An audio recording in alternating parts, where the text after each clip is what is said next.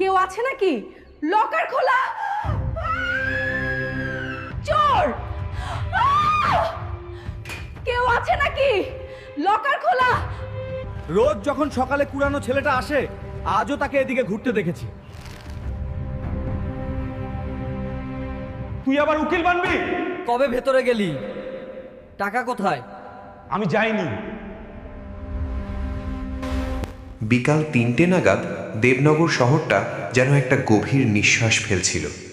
আকাশের রং হালকা কমলা গোলাপি মিশ্রণে মিলিয়ে যাচ্ছিল। রাস্তায় গাড়ির শব্দ কিছুটা কমে এসেছে। আর ঠিক সেই সময় শহরের সবচেয়ে ধনী অঞ্চল রাজেন্দ্রনগরে অবস্থিত গোপাল দাস জুয়েলার্সের বিশাল বাংলোর ভেতর থেকে হঠাৎ এক তীব্র চিৎকার ভেসে এলো। চোর! কেউ আছে নাকি? লকার খোলা! ভেতর থেকে মালিকের স্ত্রীর গলা কেঁপে উঠছিল আতঙ্কে ভাঙা গলায়। স্টিলের লকারের দরজা খোলা, ভেতরটা শূন্য।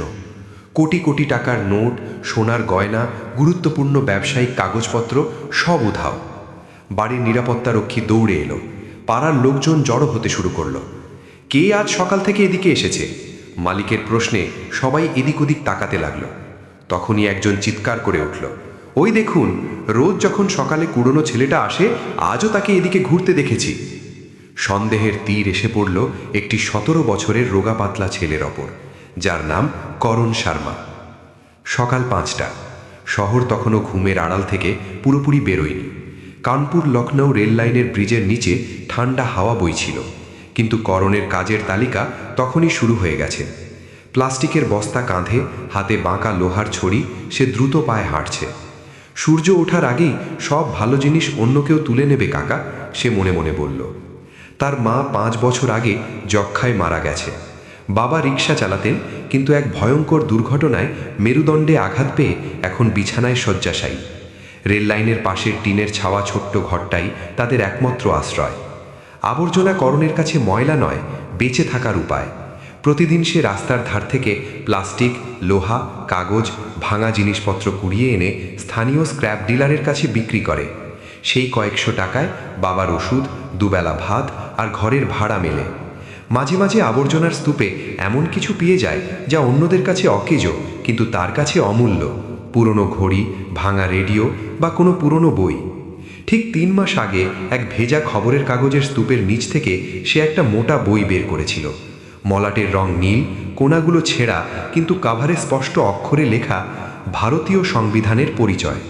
পাতাগুলো ভাঁজ করা, ধুলো মাখা, কিন্তু প্রতিটি শব্দ যেন তার দিকে তাকিয়েছিল।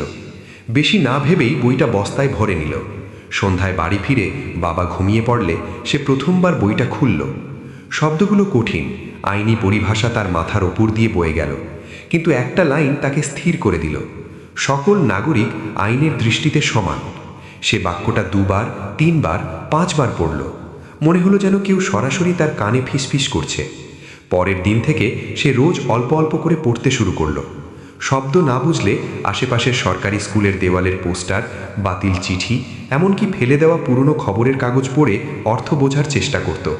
সে জানত না এই বইটি একদিন তার জীবনের সবচেয়ে বড় হাতিয়ার হয়ে উঠবে। সেই দিনটিও শুরু হয়েছিল স্বাভাবিকভাবেই। করণ রাস্তার ধার থেকে প্লাস্টিক আর লোহা বাঁধছিল। পাশেই গোপাল দাসের বিশাল পাঁচিল ঘেরা বাংলা। সে প্রায়ই এদিকে আসে, কারণ ধনী পাড়ার আবর্জনায় ভালো মানের স্ক্র্যাপ মেলে। ওরে, এত কাছে ঘেঁষিস না! গার্ডের ধমক খেয়ে করণ মাথা নিচু করে সরে গেল। জি মালিক, আমি শুধু কাগজ কুড়োচ্ছি। বিকাল গড়িয়ে এলো। হঠাৎ বাংলোর ভেতর থেকে আতঙ্কিত চিৎকার, লকার খোলা, টাকা উধাও, গেট খোলা, লোকজন ছুটছে। কে আজ সকালে এদিকে ছিল? ওই কুড়ানো ছেলেটা রোজ এখানে ঘোরে, সন্দেহ ওর ওপরই। পুলিশ এলো। করণ বলল, আমি কিছু করিনি ম্যাডাম, আমি বাইরেই ছিলাম। কিন্তু সত্যি কথা শুনেও যারা শোনেনি তাদের জন্য সন্দেহই যথেষ্ট। নাসিম আহমেদ তার একমাত্র বন্ধু। দৌড়ে এলো। সাহেব, ও চুরি করে না। কনস্টেবল তাকে ধাক্কা দিয়ে সরিয়ে দিল। চুপ কর, তুই আবার উকিল বানবি? থানায় রাত পর্যন্ত জেরা। কবে ভেতরে গেলি? টাকা কোথায়? আমি যাইনি।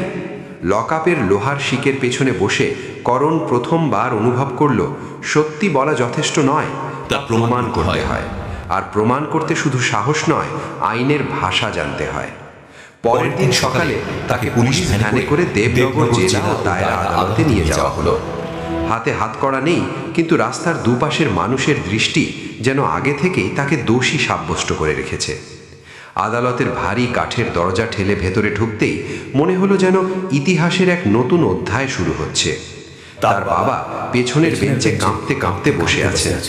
সরকারি উকিল দাঁড়িয়ে বললেন, মাননীয় আদালত, অভিযুক্ত ঘটনাস্থলের আশেপাশে বারবার দেখা গেছে, পরিস্থিতিগত প্রমাণ তার বিরুদ্ধেই ইঙ্গিত করছে। বিচারক জিজ্ঞেস করলেন, উকিল আছেন? করণ চুপ করে রইল। তার মনে পড়ল সেই নীল মলাটের বইয়ের কথা, আইনের সামনে সবাই সমান। সে ধীরে হাত তুলল। মাননীয় জজ সাহেব, আমি কি নিজেই আমার কথা বলতে পারি? বিচারক কিছুক্ষণ তাকিয়ে রইলেন। তুমি আইন জানো? পুরোটা নয়, কিন্তু যতটুকু বুঝেছি তা সত্যি বলার জন্য যথেষ্ট। ঠিক আছে, শুনানি শুরু হোক। করণ জানত এটা শুধু একটি মামলা নয়, এটা তার অস্তিত্বের লড়াই, আর সেই লড়াইয়ের প্রথম পদক্ষেপ আজ থেকেই শুরু। বিচারক করণের দিকে তাকালেন। অভিযোগের জবাব দাও। করণ এগিয়ে এলো। তার গলা স্পষ্ট, কিন্তু কাঁপছে না। মাননীয় বিচারপতি, আমি রোজ ওই পথ দিয়ে যাই, কারণ ধনী পাড়ার আবর্জনায় ভালো মানের লোহা আর প্লাস্টিক মেলে। সেদিনও আমি বাইরেই ছিলাম, দোকান থেকে এক বোতল জল নিয়েছি, দুধওয়ালার সাথে 5 মিনিট কথা বলেছি, আর ফুটপাথ থেকে একটা ভাঙা স্মার্টফোন তুলেছি। আমি ভেতরে ঢুকিনি। যদি আমি চুরি করতাম তবে কি পুলিশের চোখের সামনে দাঁড়িয়ে থাকতাম? সন্দেহের ভিত্তিতে কাউকে দোষী সাব্যস্ত করা যায় না। আমি প্রমাণ চাই। কৌশলী বিরক্তি নিয়ে বললেন, গরিব শ্রেণীর মধ্যে এ ধরনের অপরাধের প্রবণতা বেশি দেখা যায়, এটা সামাজিক বাস্তবতা। করণ পাল্টা জবাব দিল, মাননীয় আদালত, পোশাক বা আয় কখনো চরিত্রের প্রমাণ হয় না। ভারতীয় সংবিধানের ধারা 14 স্পষ্ট বলে, আইনের দৃষ্টিতে সবাই সমান। যদি সমান হয় তবে তদন্তও সমান হওয়া উচিত। আমি অনুরোধ করছি, বাংলোর সিসিটিভি ফুটেজ আদালতের সামনে সম্পূর্ণরূপে প্রদর্শন করা হোক। শুধু আমার মুখ নয়, পুরো সময়রেখা দেখা হোক। বিচারক কিছুক্ষণ নীরব থাকলেন, তারপর বললেন, ফুটেজ পেশ করা হোক। স্ক্রিনে ছবি ভেসে উঠল। সকাল 6:12। গেট খুলছে, বন্ধ হচ্ছে, গৃহকর্মীরা আসা যাওয়া করছে। করণ দূরে রাস্তার পাশে দেখা যাচ্ছে, কাঁধে বস্তা, ঝুঁকে পড়েছে আবর্জনার স্তূপে, কিন্তু ভেতরে ঢোকার কোনো দৃশ্য নেই। কৌশলী দ্রুত বললেন, দেখুন মাননীয় আদালত, অভিযুক্ত ঘটনাস্থলের ঠিক সন্নিকটেই ছিল, উপস্থিতিই সন্দেহের যথেষ্ট কারণ। করণ মাথা নেড়ে বলল, না স্যার, উপস্থিতি অপরাধ নয়। ফুটেজটি সামনে থেকে পিছনে পর্যন্ত দেখান। কে ভেতরে গেল, কে বেরোলো, কতক্ষণ ছিল। ভিডিও এগোলো। 6:28।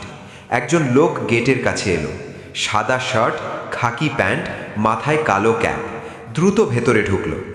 6:43। সেই একই ব্যক্তি বেরোলো, হাঁটা আগের চেয়ে দ্রুত, হাতের ভঙ্গি অস্বাভাবিক রকমের টান। করণ আঙুল তুলল, এই ব্যক্তিটিকে? বাড়ির মালিক অস্বস্তিতে বললেন, রমেশ, আমাদের মালিক, রোজ বাগান পরিচর্যা করতে আসে, এর সাথে চুরির কোনো সম্পর্ক নেই। করণ ফিরে তাকালো বিচারকের দিকে। মাননীয় আদালত, যদি শুধু আমার ওপর সন্দেহের ভিত্তিতে গ্রেপ্তার করা যায়, তবে ফুটেজে যারা ভেতরে গেছে তাদের সবার জেরা হয়েছে কি? রমেশের বাড়িতে তল্লাশি হয়েছে কি? তার ফোন রেকর্ড যাচাই করা হয়েছে কি? কৌশলী তাড়াহুড়ো করে বললেন, প্রাথমিক জেরায় কোনো সন্দেহজনক তথ্য পাওয়া যায়নি, তাই আর এগোনো হয়নি। করণ ফুটেজ আবার চালানোর অনুরোধ জানালো। এবার সে লক্ষ্য করল, ঠিক 6:35 বাংলোর ভেতরের আলো 3 সেকেন্ডের জন্যে বন্ধ হয়ে গেল, তারপর আবার জ্বলে উঠল। করণ ধীরে বলল, মাননীয় বিচারপতি, লকার খোলার সময় যদি বিদ্যুৎ সংযোগ বিচ্ছিন্ন হয়ে থাকে তবে তা কাকতালীয় নয়। লকারে ভাঙচুরের কোনো চিহ্ন নেই, অর্থাৎ পাসওয়ার্ড ব্যবহার করে খোলা হয়েছে, আর পাসওয়ার্ড শুধু সেই ব্যক্তিই জানে যার অ্যাক্সেস আছে বা যাকে বিশ্বাস করা হয়েছে।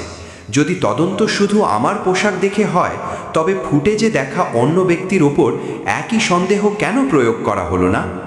বিচারক মিশ্রের ভুরু কুঁচকে গেল। তিনি তদন্তকারী অফিসারের দিকে তাকালেন। রমেশের বাড়িতে সার্চ ওয়ারেন্ট জারি হয়েছে কি? তার আর্থিক লেনদেনের রেকর্ড আনা হয়েছে কি? অফিসার ঘাম মুছতে মুছতে বললেন, না স্যার, প্রাথমিক সন্দেহ শুধু অভিযুক্তের ওপরই ছিল। বিচারক গম্ভীর স্বরে বললেন, তদন্ত কখনো সন্দেহ দিয়ে শুরু হয় না,